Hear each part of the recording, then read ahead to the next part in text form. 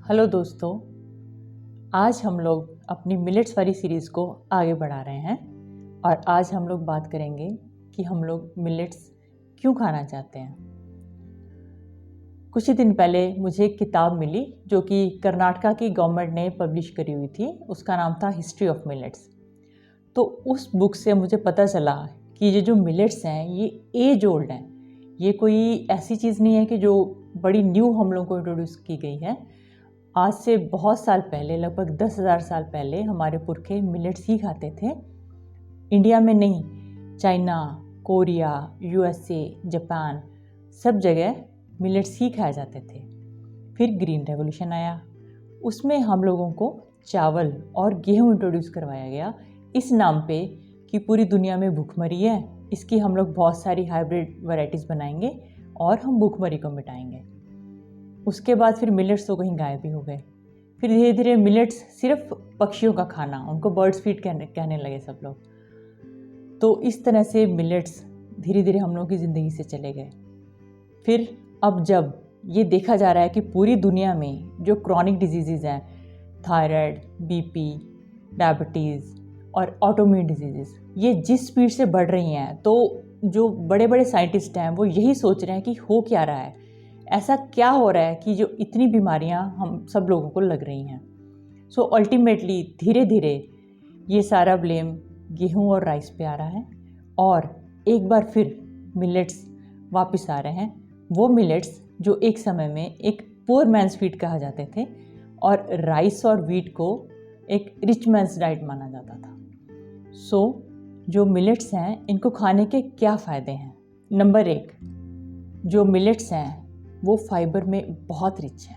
ये बात हम लोगों ने लास्ट टाइम भी करी थी कि जो मिलेट्स में है वो फाइबर कंटेंट बहुत ज़्यादा है और जो इनकी फाइबर है वो 2 तरह की होती है।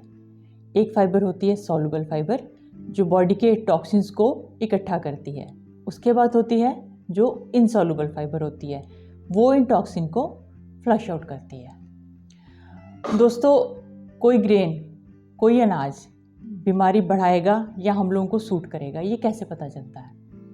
जो आजकल की लेटेस्ट रिसर्च है उसमें हर चीज़ अल्टीमेटली बॉडी के सेलुलर लेवल पे एंड होती है, जिसमें कि ये कहा जाता है कि हर चीज़ का रीज़न जो है वो ग्लूकोज की पीक है। जो सडन रश जो होता है ब्लड में ग्लूकोज का, वो उस बीमारी की जड़ है। ऐसा ग्रेन जो हम लोगों को ग्लूकोज पीक ना दे, वो ग्रेन हम लोगों के लिए अच्छा होगा। और ये कैसे पता चलेगा कि जो बॉडी में कोई ग्रेन ग्लूकोज पीक दे रहा है। दोस्तों, एक चीज़ होती है जिसको हम लोग बोलते हैं CF ratio, that is carbohydrate और फाइबर की रेशियो। ये रेशियो जितनी भी कम होगी वो ग्रेन उतना ही ग्लूकोज को अपने में रिटेन कर सकता है, वो उसको अपने अंदर अपनी फाइबर में बांध के रखेगा ताकि वो जो ग्लूकोज है धीरे धीरे रिलीज़ हो। तो जो हम लोगों के मिलेट्स हैं उनकी जो रेशियो है ये 10 से कम है, जो कि आइडियल होनी चाहिए। CF रेशियो मिलेट्स की 10 से कम है। और जो न्यूट्रल ग्रेन्स हैं, रागी, ज्वार, बाजरा, मक्की, प्रोसो, इन सब की जो CF रेशियो है वो 20 से 55 के बीच में है। और वीट और राइस की CF रेशियो 60 से लेके 395 के बीच में है। ये रीज़न बनता है कि हम लोग मिलेट्स की तरफ बढ़ रहे हैं। और जो मिलेट्स में फाइबर है उसकी एक ख़ास बात ये है कि इसमें कार्बोहाइड्रेट और फाइबर एक लेयर में लगे हुए हैं। एक लेयर कार्बोहाइड्रेट, एक layer fibre, then again carbohydrate and again fibre. ये जो मिलेट्स की प्रॉपर्टी है ये भी जो इस बात को एनेबल करती है कि जो मिलेट्स का जो ग्लूकोज रिलीज़ है वो बहुत स्लो है, वो धीरे धीरे बॉडी में ग्लूकोज को छोड़ते हैं। लिग्नान्स, दोस्तों, लिग्नान्स ऐसे सुपर ऑक्सीडेंट्स हैं जो कि मिलेट्स में पाए जाते हैं और इनकी जो एंटीऑक्सीडेंट की प्रॉपर्टीज़ हैं वो हम लोगों को बहुत फ़ायदा करती हैं। जो मिलेट्स हैं वो ग्लूटेन फ्री हैं। सीलिएक डिजीज़ के बारे में सबको पता होगा, जिसको कि वीट एलर्जी भी बोलते हैं। जिन लोगों को वीट से एलर्जी है वो बड़े आराम से मिलेट्स खा सकते हैं। ऐसा नहीं है कि उनके खाने के लिए कुछ नहीं होगा, उनको ग्लूटेन फ्री आटे की भी ज़रूरत नहीं है, वो मिलेट्स खा सकते हैं और पूरी तरह से हेल्दी रह सकते हैं। दोस्तों, ये बात होगी मिलेट्स के फ़ायदे।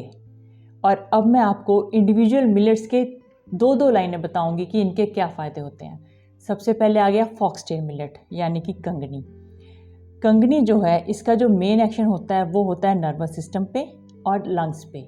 तो बीमारियां जैसे कि पार्किंसंस, अल्जाइमर्स और लंग्स की बीमारियां, अस्थमा, COPD, इन सब बीमारियों के लिए फॉक्सटेल मिलेट अच्छा होता है। ब्राउन टॉप मिलेट, जो ब्राउन टॉप मिलेट है ये जो है फाइबर में रिचेस्ट है। इसका फाइबर कंटेंट जो है वो 12.5% है और ये एक तरह से कह सकते हैं कि ये ओवरऑल जो हेड टू टो है वो हम लोग को ये सही रखता है। मेन इसका जो एक्शन है वो डाइजेस्टिव सिस्टम पे, हम लोग की पाचन क्रिया पे होता है। बार्नयार्ड मिलेट, बार्नयार्ड मिलेट जो है वो लिवर के लिए एक वरदान है। तो जिसको सिरोसिस वगैरह की प्रॉब्लम है या हेपेटाइटिस है, उनको जो बार्नयार्ड मिलेट का जो सेवन है वो ज़्यादा करना चाहिए। कोदो मिलेट, कोदरा, इसका जो मेन एक्शन है वो हमारी बोन मैरो पे है। बोन मैरो जहाँ पे हमारे जो हैं ब्लड सेल्स बनते हैं, ब्लड सेल्स जिनके कारण हम लोग को अनीमिया नहीं होता, जिनसे हीमोग्लोबिन बनता है, और वाइट ब्लड सेल्स जो हम लोग की बॉडी की इम्यूनिटी का मेन पार्ट है। मेन पार्ट क्या, वही है सब कुछ। तो वो भी जो है कोदरा खाने से बढ़ते हैं। सो जिन लोगों को बार बार बुखार आता रहता है, बार बार खांसी जुकाम होता रहता है, या एक बड़ी जनरल टर्म है कि जी इम्यूनिटी लो है, ऐसे लोगों के लिए कोदरा बहुत अच्छा है। अब रह गया लिटिल मिलेट, कुटकी। कुटकी जो है वो एंडोक्राइन सिस्टम यानी कि जो हार्मोन्स प्रोड्यूस करते हैं उसके लिए, और रिप्रोडक्टिव सिस्टम, इन दोनों के लिए अच्छा है। तो थायराइड की प्रॉब्लम में या लेडीज़ को PCOD की प्रॉब्लम होती है, इस तरह की जितने भी हार्मोन इम्बैलेंस करने वाली प्रॉब्लम्स हैं उनमें कुटकी बहुत अच्छा होता है। मुझे लगता है कि आज के लिए काफ़ी इन्फॉर्मेशन हो गई है। तो अगली सीरीज़ मैं सोच रही थी कि बनाऊं इस बात पे कि जनरली जो बंदा मिलेट स्टार्ट करता है उसको क्या क्या प्रॉब्लम्स आती हैं, और ड्यूरिंग जब मिलेट्स खाते हैं तब क्या क्या इश्यूज आते हैं, और उनको ईजिली कैसे सॉर्ट आउट किया जा सकता है। अगली जो सीरीज़ है मैं इस पे बनाऊंगी। अगर आप लोगों के कुछ सजेशंस हैं तो they are most welcome. Thank you very much for watching. Thank you.